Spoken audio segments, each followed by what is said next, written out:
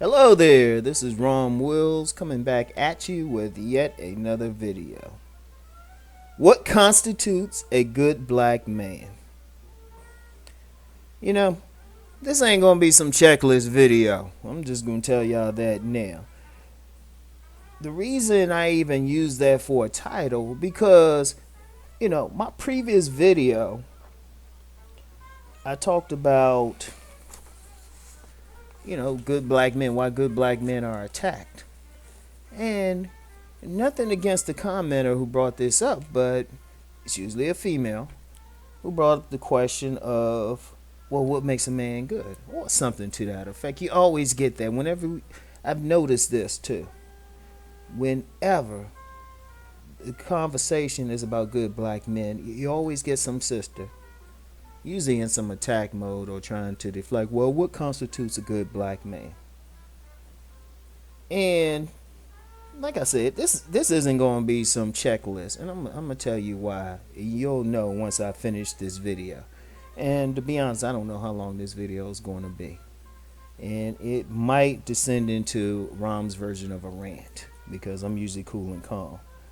But here's my thing.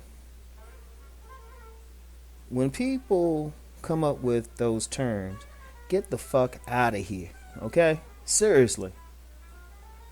If adults have to ask what's good or what's a good black man, something's wrong. Something's wrong, or you're deflecting from the real thing, or you have some agenda that, what you consider a good black man is different from the consensus. Look, I'm going to tell you something now. I really don't get into religion much. But here's the reality. In the black American community, we're the most church group in the country. I mean, that is documented. We're the people who go to church the most. The black church is the most dominant institution. And if someone isn't a member of the Christian church or some type of Christian sect, they're in one of the numerous black Muslim sects. They might be in one of the black Jewish sects. And you have an increasing amount of African Americans who are adopting traditional African religion. And of course there are those few who are getting into Eastern religions such as Buddhism. 99% of black people raised in this country, no, I'm gonna say 100%, even if they're not a member of a formal religious path, have been around people who are. Basically, whether we want to acknowledge it or not, whether we practice, whether we're atheists, we grew up in a Judeo-Christian culture, or really a culture of the book, as the Abrahamic religions are called.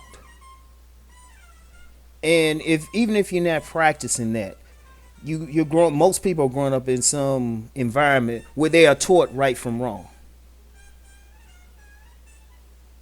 It's a stupid question to ask what is good. Y'all know if somebody is good or not. Y'all know if somebody is bad or not. A child learns that early. If they do something, a behavior that goes against what their parents want, they learn that it is bad. If they do a behavior that gathers the favoritism of their parent, they know it's good. We know that. We're in environments, in school environments, we're out here in the streets, in numerous environments, and we get to see what's good or not. That's just one of those things. We know if we're doing something that is harming another person and is infringing upon their rights or bullying them or anything, we know that's bad. If we're doing something to uplift other people or uplift ourselves or being positive within whatever our communities are, we know that is good. One of the problems I have is when we have these discussions, and that's part of that attack thing. That's almost like a continuation of that attack thing. When women try to say, well, is that man really good? Well, shit, you can look at him and see. What is he doing? What are his actions? We know if a guy is good. And some women, they try to say, well, just because he doesn't abuse his woman or anything like that, don't mean he's good. No, that's some bullshit, okay? Because one thing in these conversations, we got to stop acting like we don't have some basic sense. I'm sorry, very few people manage to make it to adulthood with having like just a little bit of moral sense. and maybe just the common morality that, all human cultures try to promote. We know if somebody's doing good. We know if somebody's doing bad. We don't have to think about it. We have a sense of that. When somebody goes and kills, I mean, I know some philosophers, they'll try to get into, well, good and evil is relative and all of that.